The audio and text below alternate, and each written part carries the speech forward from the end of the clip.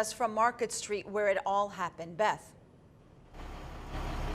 Good evening, and that's right, still a very active scene here in Wappingers Falls, and we are told it is going to continue to be this way for much of the night. But even once these fire crews start to wind everything down, that road to recovery just beginning for all the families who lost everything tonight. Lawrence Ray has been in federal custody for the last 3 weeks, and today that judge deciding that is where Ray will stay. Now, sources tell us that the governor's office has actually been in touch with the district's medical director about known exposures that happened inside the school.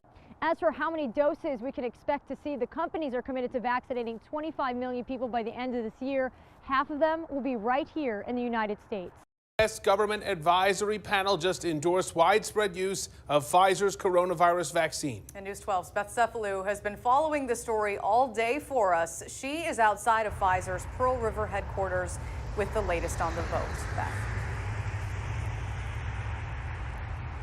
Good evening, and that's right. This panel, after an all-day hearing, voted to endorse Pfizer and BioNTech's COVID-19 vaccine 17-4 with one abstention. Now, the question that was asked to this panel is based on scientific evidence. Do the benefits outweigh the risks for ages 16 and up? And it was that age, starting at 16, that some of these panelists had pause with, and the reason is some of the doctors on this panel said that there's just not enough data in 16 and 17-year-olds to really answer that question. So some panelists were recommending that the FDA start those vaccinations at 18 and over. Others were also recommending limiting this authorization to just at-risk populations, including nursing homes and hospital workers, to give the FDA even more time to thoroughly look at data and collect even more data. But remember that this vote is only a recommendation for the FDA. It will be up to the FDA to make that final approval. And if they do decide to grant that EUA, we know Operation Warp Speed is committed to getting vaccines shipped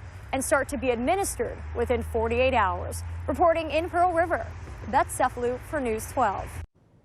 Meanwhile, the racetrack at Empire City Casino closed tonight after a New Jersey man died from the coronavirus. Now, this is the first New Jersey death. And News 12's Beth Cefalu at the raceway. Beth, what exactly is this man's connection to the track? Well, Scott, that New Jersey man who passed away was an employee at the Standardbred Owners Association based here in Yonkers. The casino confirming that the last time this man was at the racetrack was only 8 days ago. And today, New Jersey officials confirming that this same man, who is in his 60s, has passed away from the coronavirus. Now, the casino, on top of closing down the racetrack tonight, is asking any employees that worked in the same area as this same man to self-quarantine. Reporting outside of Empire City Casino, I'm Beth Cefalu for News 12.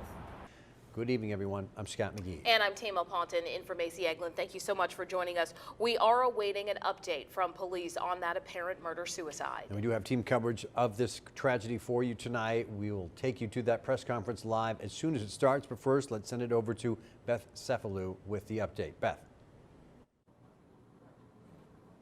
Good evening. Well, one of the things I want to point out is that all day today we have been in that neighborhood where their family was living and speaking to neighbors and parents. And the one thing so many of them are saying is that this family was loving and happy, and that they are completely blindsided by this tragedy. And that's what makes it so hard for them to hear, and what makes this press conference that's about to happen so important, with police hopefully putting together that timeline and what led to this tragedy. Now, the entire investigation started yesterday at about 2 o'clock. That's when police did their well check at the family's home. That well check sparked when the two kids, one who was in pre-K and the other second grade, did not show up to school. And when police arrived to that home, they found the family of 4 deceased. Now, sources do tell News 12 that the father was the one who killed the wife and kids with a knife and then took his own life. Still no word as to what may have sparked him to do that, but it's safe to say this entire community horrified and upset by the tragedy.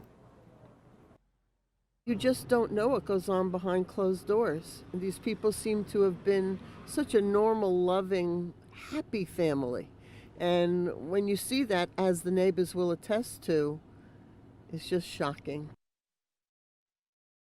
All right, thanks, Corey. The big question now, how well will the vaccines fare against that new variant strain? News 12's Beth Cefalu continues our team coverage tonight.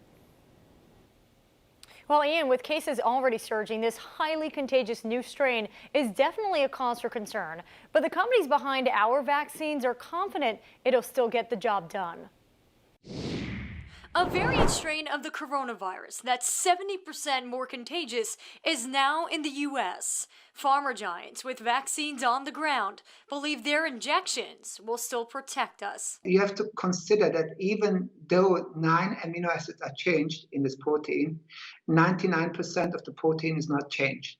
And we know that our vaccine induces immune responses against multiple regions of this protein, multiple T-cell responses, and multiple antibody binding regions. In a statement, Pearl River-based Pfizer is also supporting that, telling News 12 they tested the vaccine's ability to neutralize multiple mutant strains. To date, we have found consistent coverage of all the strains tested. The company also confirmed they are now generating data on how well the vaccine can neutralize the newest strain. Moderna also released a statement about their vaccine, which uses the same mRNA technology as Pfizer and BioNTech. In it, the company says the broad range of potential neutralizing antibodies made possible by the Moderna COVID-19 vaccine provide confidence that our vaccine will also be effective at inducing neutralizing antibodies against them. Only time will tell if our best weapon against the virus holds through the war. The highly contagious strain also making masks and social distancing even more important as we weather this second wave.